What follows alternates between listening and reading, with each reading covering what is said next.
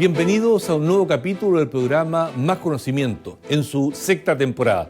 Este programa es producido por Campus TV y la Dirección de Investigación de la Universidad de Talca. La población mundial está envejeciendo. En aproximadamente 30 años más, la cuarta parte de la población tendrá sobre 60 años. La edad es un factor de riesgo de enfermedades cardiovasculares y enfermedades neurodegenerativas. Para conocer más sobre esto, conversaremos con varios investigadores del Centro de Investigación en Trombosis de nuestra universidad. Acompáñenos a Más Conocimiento.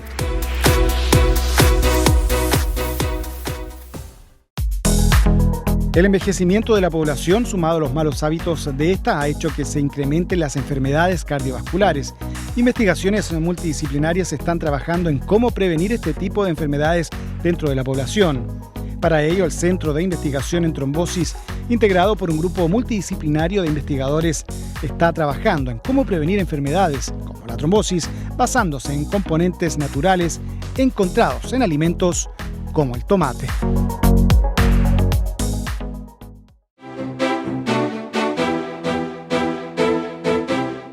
Conversaremos con el doctor Eduardo Fuentes. Él es académico de la Facultad de Ciencias de la Salud e integrante del Centro de Investigación en Trombosis. También conversaremos con el tesista de doctorado Diego Rauna, y quien realiza su tesis en el Centro de Investigación en Trombosis. Gracias, Eduardo, gracias, Diego, por aceptar nuestra invitación al programa Más Conocimiento. Muchas gracias, profesor, por la invitación. Es un gusto estar acá con ustedes.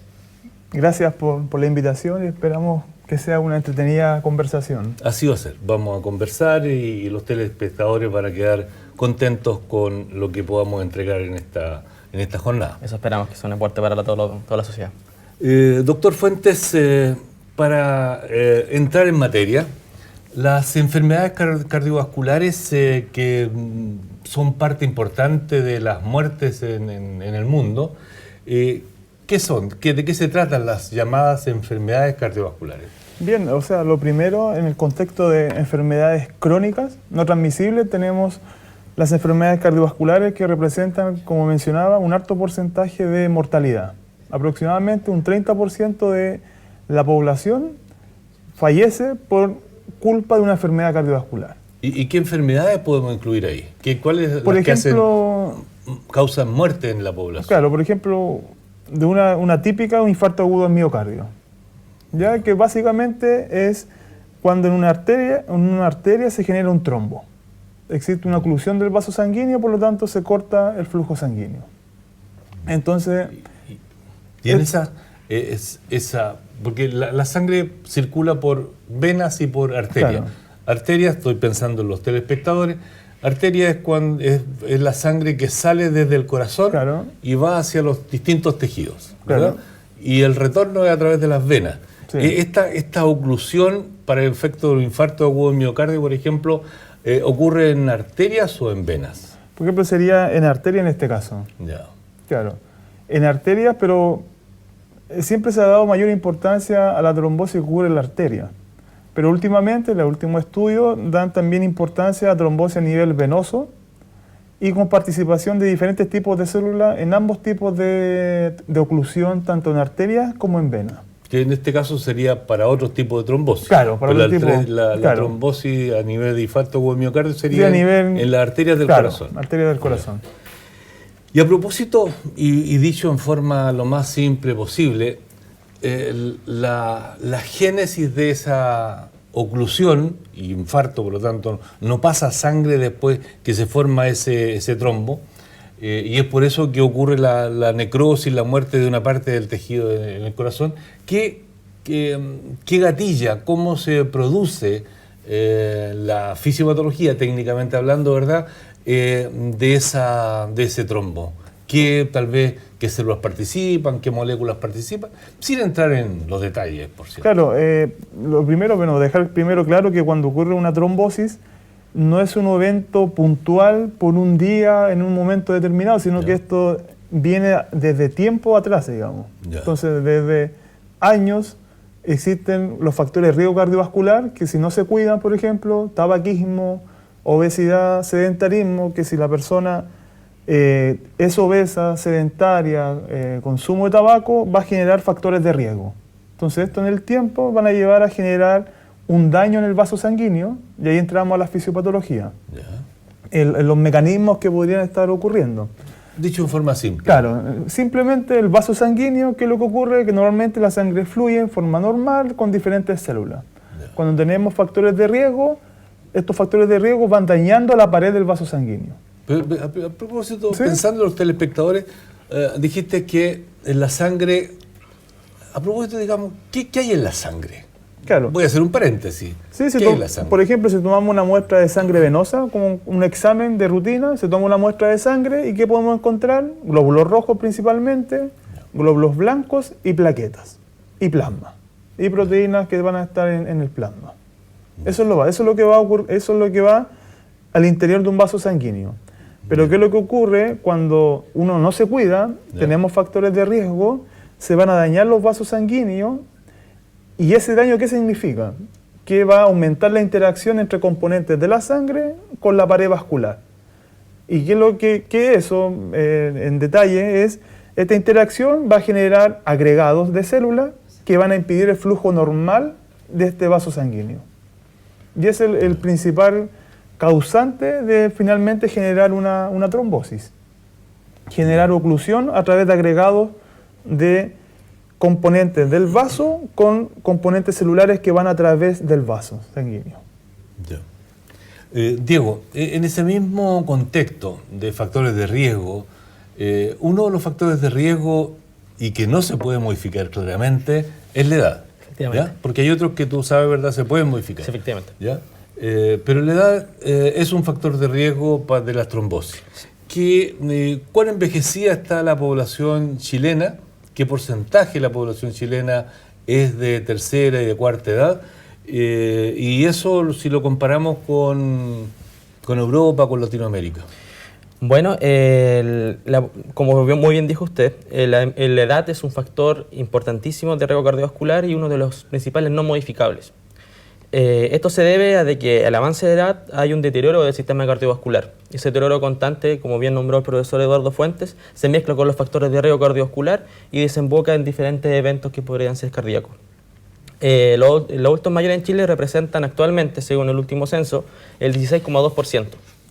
Esto en relación a Europa o otros países de Latinoamérica es un porcentaje más alto, aproximadamente un 5 o 6% más que el promedio en Europa y un 7 o 8% más que en Latinoamérica. Esto es importantísimo ya que Chile es uno de los países que más ha envejecido más rápidamente en el mundo, por lo cual no es un tema que se debe dejar solamente por afuera, se debe considerar importante para el sistema de salud pública el envejecimiento avanzado de los adultos mayores. Y lo que se espera es de que de aquí a 30 años más los adultos mayores representen un cuarto de la población total chilena, lo cual significa un cambio drástico para el sistema de salud pública y tener que implementar nuevas políticas para poder responder a estas nuevas necesidades. Bien. O sea, podemos ir esperando entonces que la cantidad de personas mayores que uno encuentre en la calle, en el día a día, en el barrio, van a ser proporcionalmente más. Sí.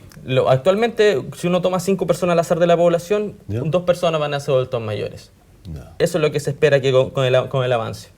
Y lo más importante que yo me refiero de los adultos mayores, de que esto significa un nuevo desafío, tanto para la salud, tanto como beneficio para el sistema social, para poder responder a las nuevas necesidades. Y una de las nuevas necesidades de salud es las enfermedades cardiovasculares, como habló el profesor.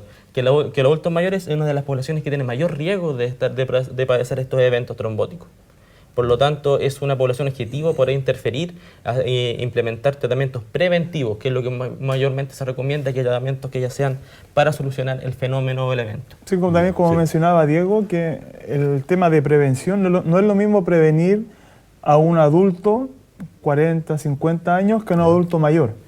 Incluso nosotros tenemos estudios en donde hemos observado que, por ejemplo, los niveles de algunas células en los adultos mayores disminuyen por el hecho de envejecer, a diferencia comparando, por ejemplo, con un joven, con un adulto, y un adulto mayor tiene incluso diferentes niveles de ciertas células en circulación. Entonces, este dato bien simple, ¿a qué nos lleva? Que no es lo mismo prevenir y tratar a un adulto, a un joven, que a un adulto mayor. Por eso es importante preocuparse y estudiar qué es lo que está ocurriendo con los adultos mayores y adultos mayores con enfermedades cardiovasculares.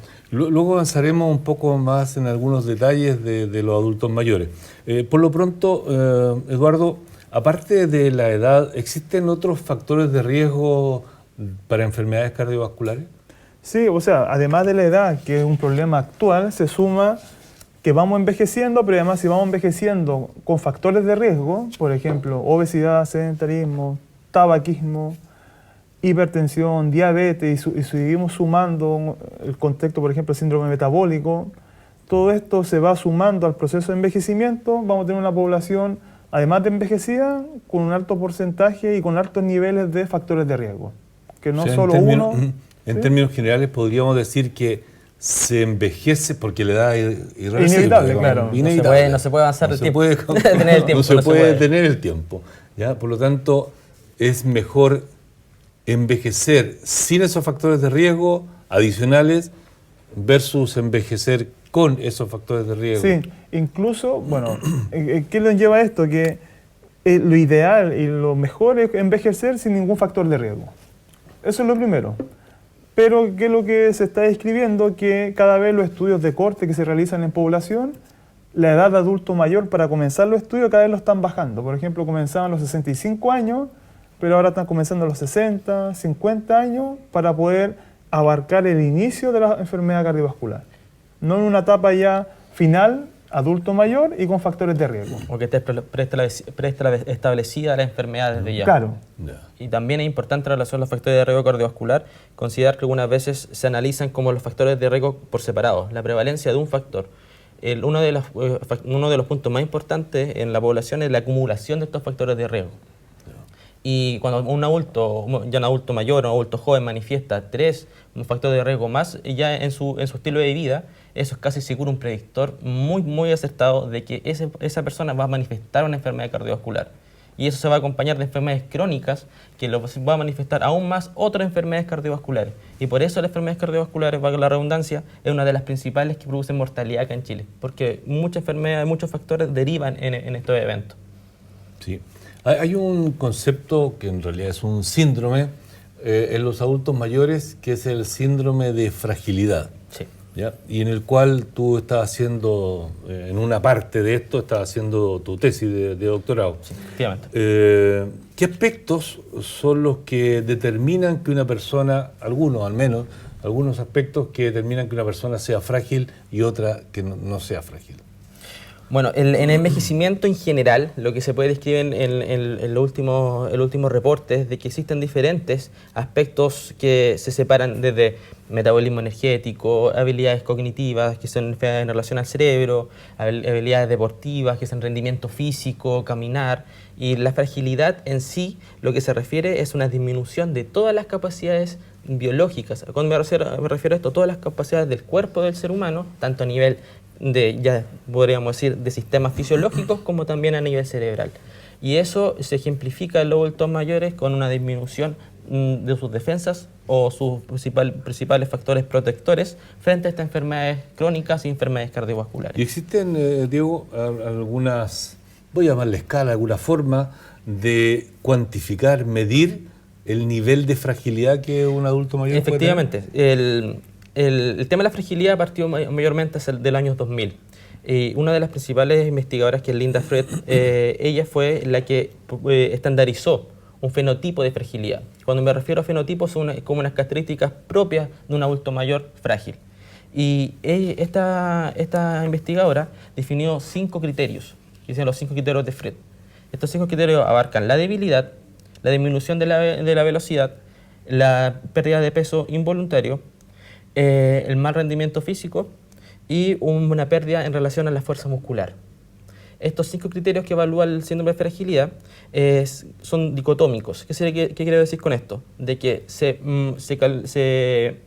clínicamente se evalúa este punto y si presenta o no, suma un punto. Y cuando un adulto mayor presenta 3 o más puntos de estos criterios, el adulto mayor se categoriza como frágil.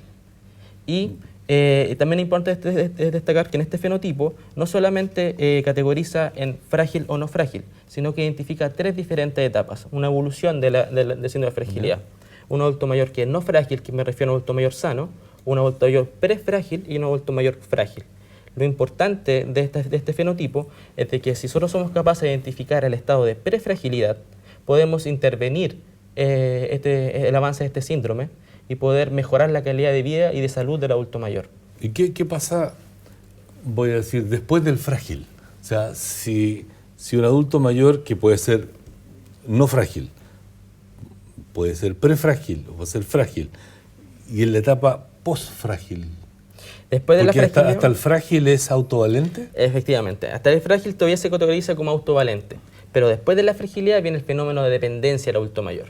Y cuando ya estamos hablando de la dependencia del adulto mayor, y estamos hablando de un fenómeno que es mucho más grave que la fragilidad, donde el adulto mayor ya no es capaz de realizar sus actividades de la vida diaria propia.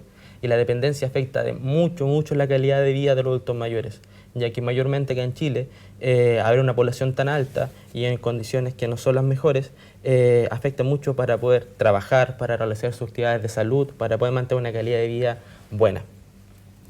Eduardo, para que vamos conversando sobre este tema en el cual tú también estás trabajando, ¿qué prevalencia, y a propósito de un estudio que el Centro de Investigación en Trombosis, en conjunto con el Programa de Investigación en Envejecimiento Saludable, realizó en la región del Maule?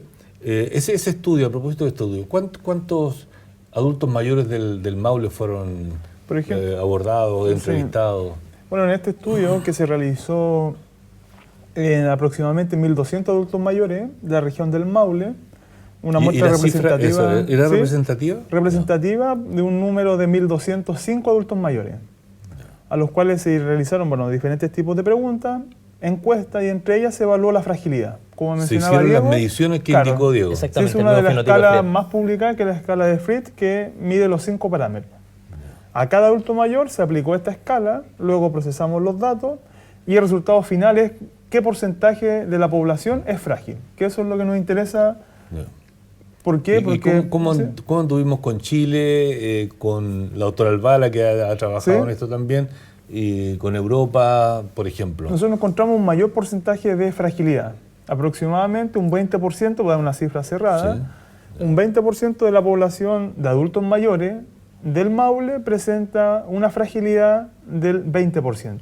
Esto comparado con Santiago, que Santiago anduvo en un 15, 12%, estamos un poquito sobre fragilidad, pero también considerar la zona rural que tenemos acá en el Maule, porque fue una muestra representativa tanto de Urbano y comunas urbanas como rurales, a diferencia del estudio que se realizó en Santiago, que solamente contempló urbanos. Y Diego, y en países más desarrollados, en algunos países europeos, ¿la fragilidad es mayor o menor? Comparado con Chile en términos generales, que nos estamos moviendo entre el 15 y el 20% acá. Es menor, bastante menor. Bastante menor. Bastante menor. Por ejemplo, ¿Significa que estamos envejecen hablando- mejor? Sí, estamos hablando yo comparándolo con países que son primermundistas. Por Sí. ejemplo, con Japón, con España, llega alrededor del 10%, 10%. máximo de fragilidad. Acá, como dijo bien el profesor, en este interesante estudio que se hizo en la región del Maule, se alcanzó un 20%. Estas diferencias, este aumento del porcentaje se debe a muchos factores. No solamente se puede culpar, por ejemplo, las enfermedades cardiovasculares más presentes en los adultos mayores, sino que son un sinfín de factores que influyen tanto en la calidad de vida y como en la evolución de la Ahí, fragilidad. por ejemplo, como menciona Diego, ¿qué otros factores, además de los factores de riesgo cardiovascular, nos llevan a la fragilidad? Sí, efectivamente. Por ejemplo, nuestro estudio de Albala y nuestro estudio, alteraciones cognitivas, muy importante, tiene un gran impacto, alteraciones cognitivas, años de educación, más de 8 años de educación durante tu vida, menos de 8 años es un factor de riesgo de fragilidad. El estado nutricional El también. estado nutricional también identificamos como un factor importante que condiciona al adulto mayor a ser frágil. Y en relación a la edad, porque ustedes, el estudio cubrió un rango etario Sí. importante.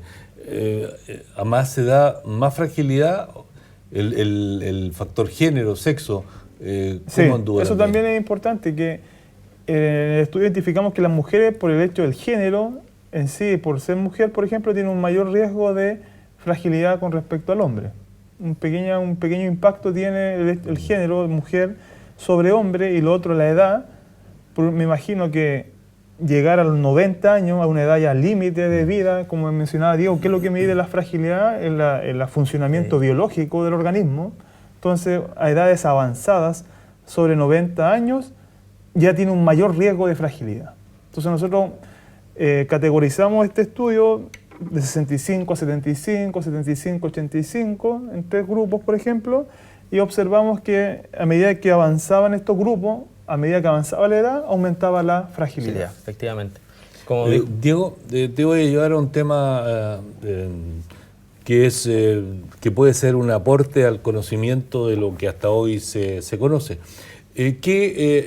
Porque aparte de las escalas que son de Fried y otras, que son las que tú mencionaste, ¿existen marcadores biológicos que uno pueda, y que para efectos de los espectadores significa alguna muestra de sangre, que uno pueda estudiar alguna molécula allí? En tu tesis has encontrado alguna diferencia de alguna molécula, alguna célula entre frágiles y no frágiles? Sí, efectivamente, la tesis que desarrollé en el Centro de Investigación en Trombosis, una de las partes de los resultados que evaluamos fueron diferentes biomarcadores que se llaman. Cuando me refiero a biomarcadores, una molécula producida endógenamente por el ser humano que pueda tener un impacto de relevancia clínica. ¿Qué quiere decir esto? De que el adulto, nosotros podremos tomar una muestra de sangre, la podemos medir en el laboratorio y mediante rangos de referencia puede establecer el estado de fragilidad o no estado de fragilidad. Nosotros podemos identificar diferentes moléculas, por ejemplo, el tromboxano B2, que es una molécula derivada de las plaquetas. Como dijo el profesor, son unas células que participan en la sangre y en el fenómeno de trombosis, que cuando los adultos presentan el estado de fragilidad, se presenta un aumento de esta molécula en sangre.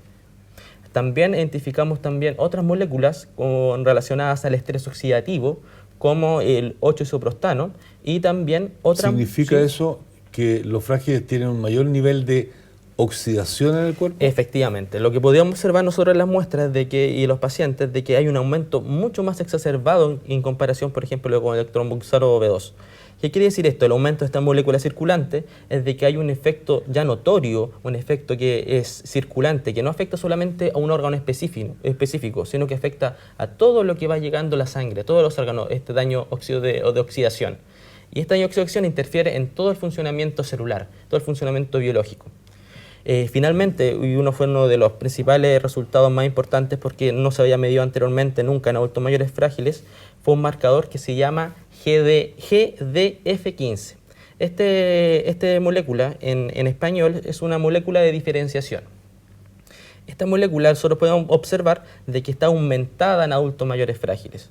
Y uno de los principales aportes que realiza esta molécula es de que aporta al mecanismo fisiopatológico de la fragilidad, aportando de que, en este caso, el metabolismo energético de las células es un factor importante para el desarrollo de la fragilidad.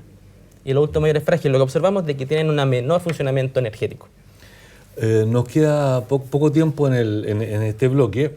Eduardo, en la trombosis tú has dicho que participa el endotelio, que es la parte interior del vaso, proteínas de la coagulación que están en el plasma, en la sangre, y las plaquetas. Sí. El Centro de Investigación en Trombosis, hasta donde sé, trabaja principalmente en plaquetas. No podemos dejar de darle un espacio a las plaquetas. ¿Qué son, dónde se forman, etcétera? Un mini resumen. Como mencionaba Diego, nosotros nos hemos centrado en esta generación de la trombosis, a quién darle responsabilidad y a quién estudiar, a las plaquetas. Nosotros nos hemos centrado y creemos que uno de los principales componentes que participan en la trombosis son las plaquetas. ¿Cómo obtenemos las plaquetas? Fácilmente, todos los días en el Centro de Investigación en Trombosis, voluntarios que firman consentimiento informado, obtenemos a través de una muestra venosa sangre total y purificamos, retiramos todo y dejamos solamente las plaquetas. Las plaquetas, células pequeñas, sin núcleo, y las estudiamos con diferentes técnicas en el Centro de Investigación en Trombosis para identificarlas como biomarcadores de factores de riesgo, tanto de fragilidad como de enfermedades cardiovasculares. En el Centro de Investigación en Trombosis, doctor Fuente, se ha trabajado con compuestos, extractos derivados de frutas y hortalizas y también con compuestos de síntesis. Sí. ¿Qué han encontrado en el uno y en el otro? Sí, además, bueno, de estudiarlo como biomarcador, el objetivo del centro también es prevenir que las plaquetas, por ejemplo, se agreguen. Si prevenimos que se agreguen, posiblemente prevenimos que participen en un trombo. Entonces, ¿cómo hemos estudiado la prevención? A través de estudios de extractos, por ejemplo, de frutilla, maqui, tomate, un derivado del tomate que es la tomasa, que tenemos diferentes estudios, incluso un estudio clínico recientemente publicado, en donde administramos vía oral a diferentes voluntarios extractos de tomasa. ¿Y qué observamos?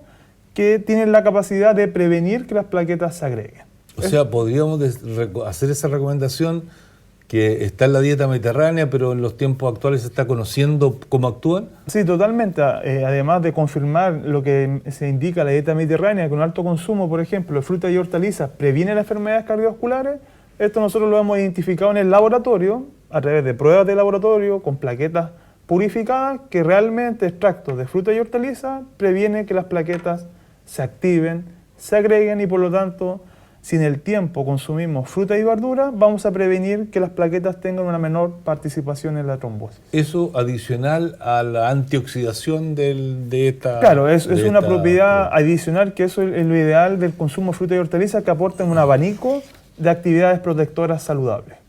Eduardo, finalmente, coméntanos brevemente de estos productos de síntesis. ¿Qué efecto pueden tener sobre las plaquetas? Entendiendo, voy a dar como ejemplo, la aspirina es un compuesto y que tiene un efecto sobre una proteína, una enzima dentro de la plaqueta.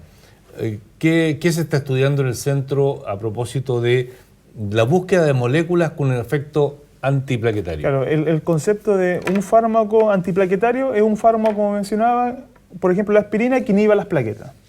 Pero dada la variabilidad y el envejecimiento de la población, se está describiendo, y hasta hay diferentes estudios que indican que no todas las personas responden bien a los antiplaquetarios, a los fármacos que están disponibles. Entonces, en este contexto es necesario buscar nuevos fármacos a través de compuestos de síntesis. Y en eso estamos desarrollando en el Centro de Investigación en Trombosis, viendo diferentes objetivos en la plaqueta para poder inhibirla. Y para eso contamos la suerte y lo que hemos tenido y que nos ha dado gran apoyo en el centro, además de diferentes tipos de proyectos, la colaboración internacional. Hacemos estudios acá en Talca y también colaboran personas que realizan estudios en España, en Alemania, ahora también sumamos investigadores de Bélgica e Inglaterra, que ellos todos apoyan esta red de investigación en trombosis. Bien. Agradecemos la presencia de usted, la presencia del doctor Fuente, la presencia de Diego Rauna, tesista, en nuestro programa. Muchas gracias. Gracias. Estimados telespectadores, realizaremos una breve pausa. Espérenos y luego conversaremos con el doctor Marcelo Alarcón y el doctor Sergio Wenger. Hasta pronto.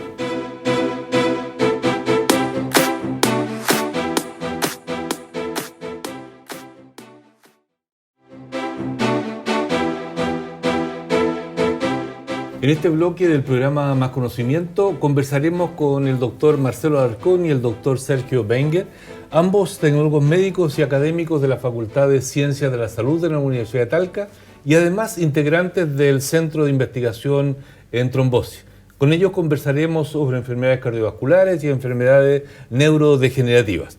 Gracias Sergio, gracias Marcelo por acompañarnos en este capítulo del programa. Gracias también por la invitación junto a Sergio a este programa número 1 visto en la región. Muchas gracias por la invitación, Iván. Es un gusto acá con mi colega comentar y difundir el conocimiento científico a la población. Sergio, comencemos hablando de enfermedades cardiovasculares. Ya en el primer bloque comentamos que del orden del 30% de la población mundial muere por enfermedades cardiovasculares, ¿ya? Y en ese contexto también se mencionaron algunos factores de riesgo. Tú, que has estudiado diabetes y otras patologías cardiovasculares, ¿podrías abordar un poco el tema de los factores de riesgo cardiovascular desde tu perspectiva más bioquímica?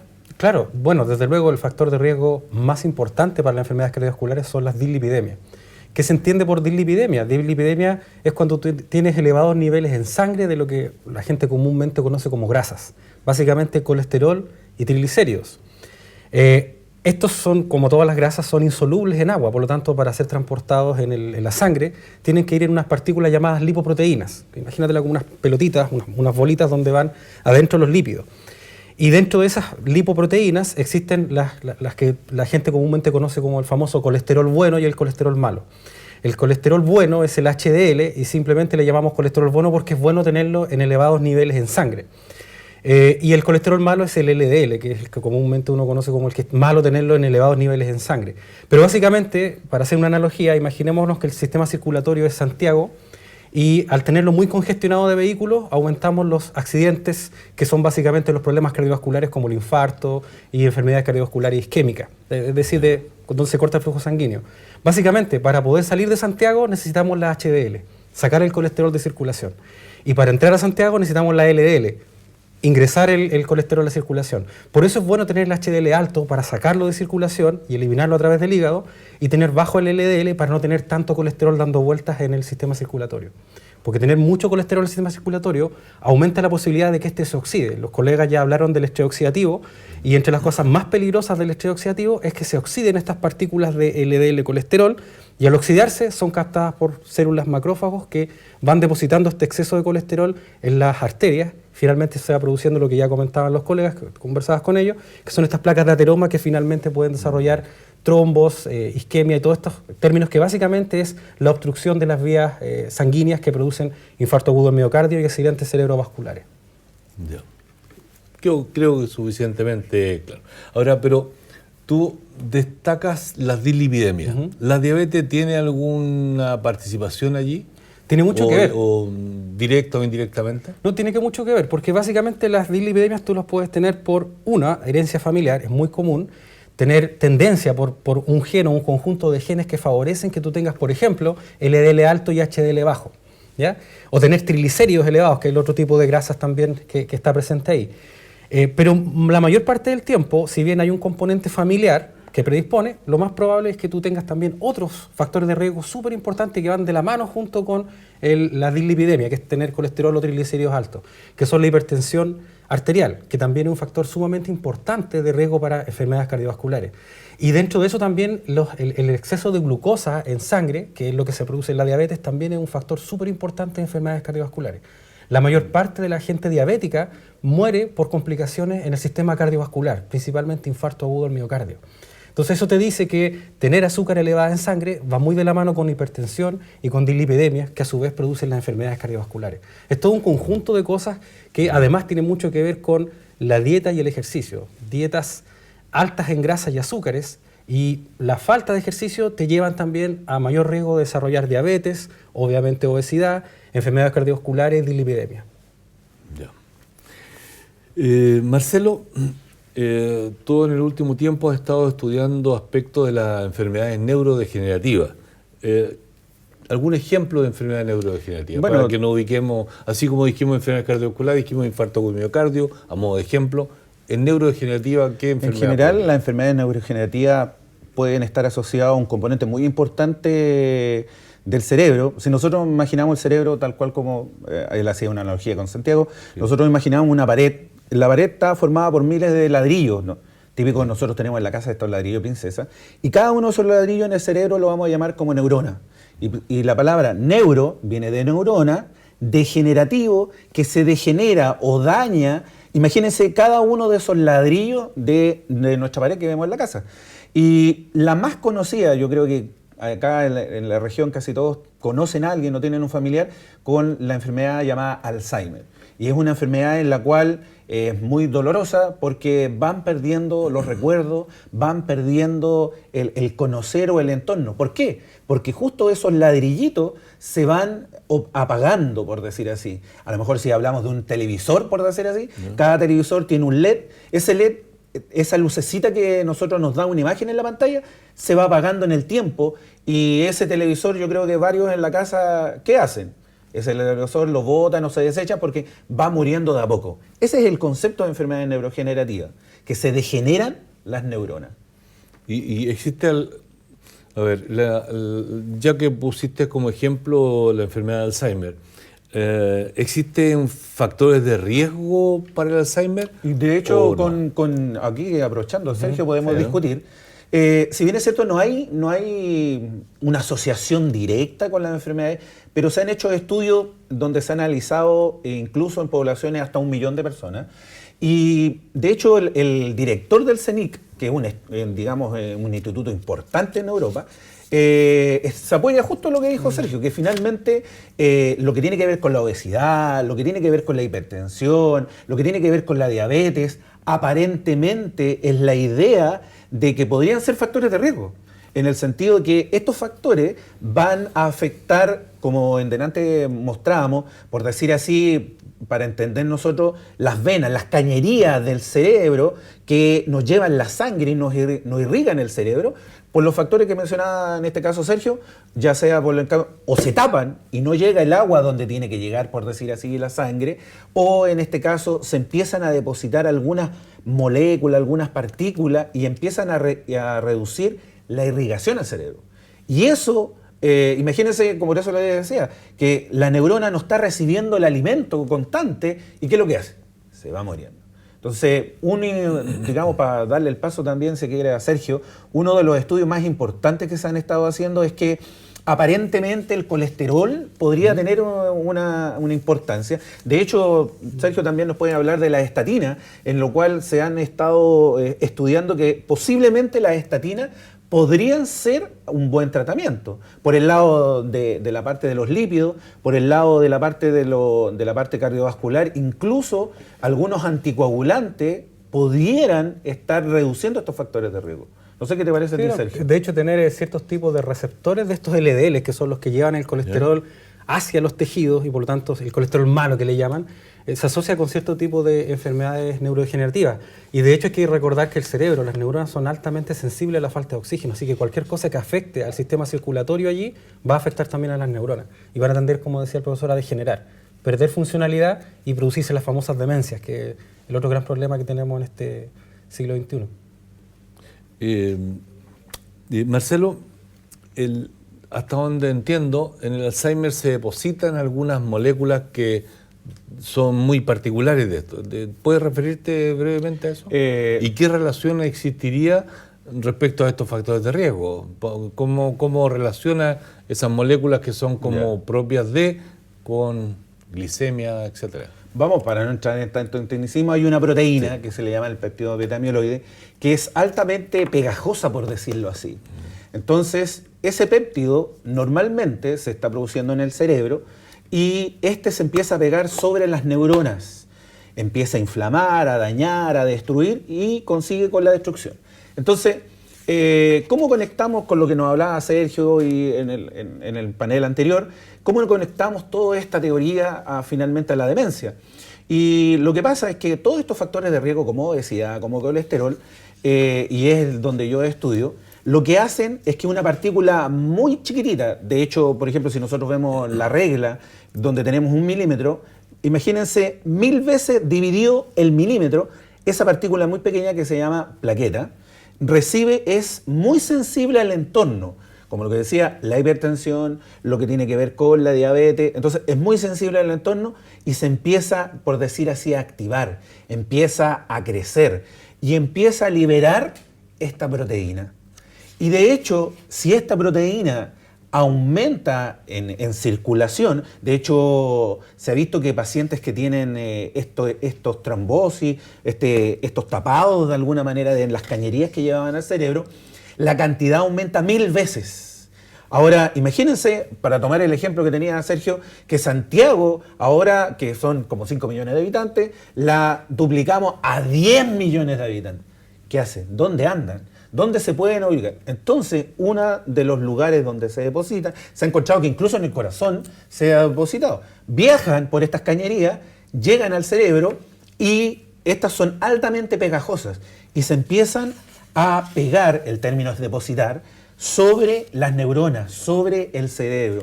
Y finalmente el cerebro es algo que es extraño a él. Y de alguna manera esta proteína empieza a matar, empieza a destruir el cerebro. Y algo que nosotros es algo que nos defiende, que nos protege, digamos, los guardianes de la salud, como son los glóbulos blancos, dicen, oye, esto no tiene nada que ver que esté aquí. Entonces empiezan a comérselo, empiezan a destruir, y claro, ellos lo ven como algo bueno, por decirlo así, el sistema inmune. Sí, sí. Pero lamentablemente, tomando el ejemplo, empiezan a destruir los ladrillitos y esa pared se va debilitando y esa persona ya empieza a perder los recuerdos, las memorias finalmente.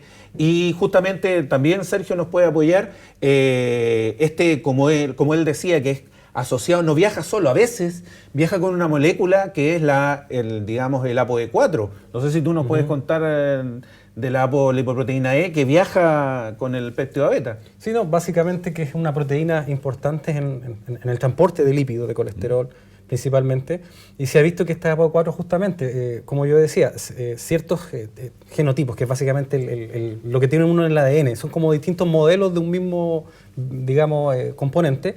Ciertos tipos de receptores de estas partículas, de estas ApoE4, se asocian con mayor riesgo de demencia, de Alzheimer y enfermedad neurodegenerativa.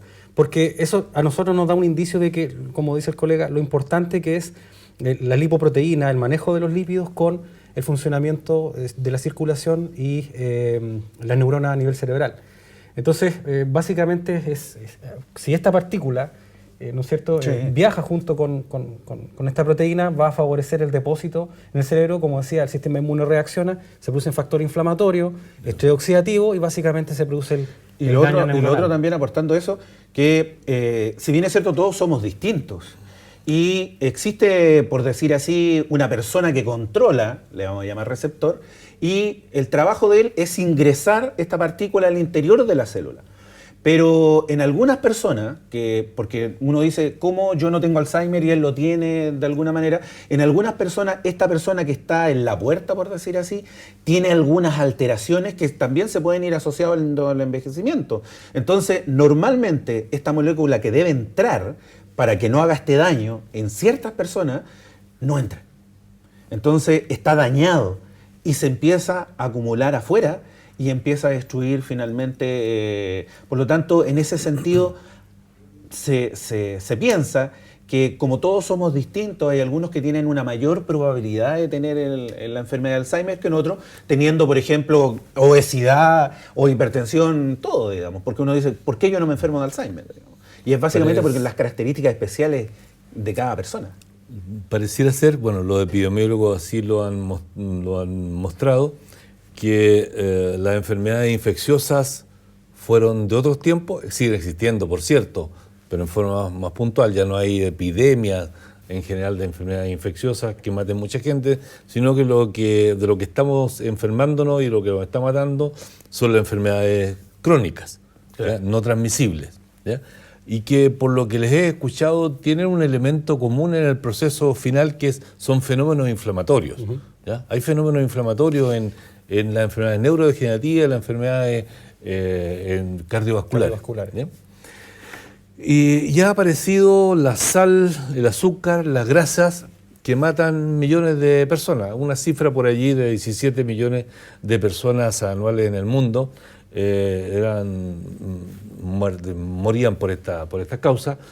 Cifra bastante menor, aunque puede decir más silenciosa, menos impactante, si es que uno no nombra la cifra, que un acto terrorista, digamos. ¿Ya? Claramente. Pero claramente el acto terrorista causa temor. Nutricional, sí, causa temor, ¿ya? Claro. Las cifras son muy distintas y el temor es diferente, porque una diabetes es como muy silenciosa, la hipertensión así también. Es insidiosa. ¿Ya? Sí. Claro. Entonces me gustaría que abordáramos un poco más estos factores de riesgo. El azúcar, la sal, las grasas, ¿cada uno por separado mata? ¿O tienen que estar más de uno? De alguna manera, ¿O siempre están más de uno? Para darle el paso también a Sergio, porque para hablar de diabetes, hablemos en torno a diabetes. Diabetes básicamente, y ahí me puede corregir, es tener azúcar alto. Entonces, nosotros tenemos unas moléculas en circulación, que le vamos a llamar proteínas, y yo creo que todos cuando vamos a la plaza hemos visto estas manzanas confitadas, digamos, que son muy ricas, digamos. Entonces, la idea es que estas proteínas se caramelizan, por decir así, se confitan con el azúcar. Y esas moléculas finalmente pueden activar a distintas células, ya, de hecho se llama glicación, pero finalmente se confinan. De hecho, Sergio nos puede hablar de la hemoglobina glicosilada, por ejemplo, que se carameliza con el azúcar. ¿Qué decís tú finalmente? Sí, básicamente es eso, y funciona como un marcador de cuán alta ha estado el azúcar en los últimos meses. Como dice el dicho, los borrachos y los niños dicen siempre la verdad, y la hemoglobina glicosilada también.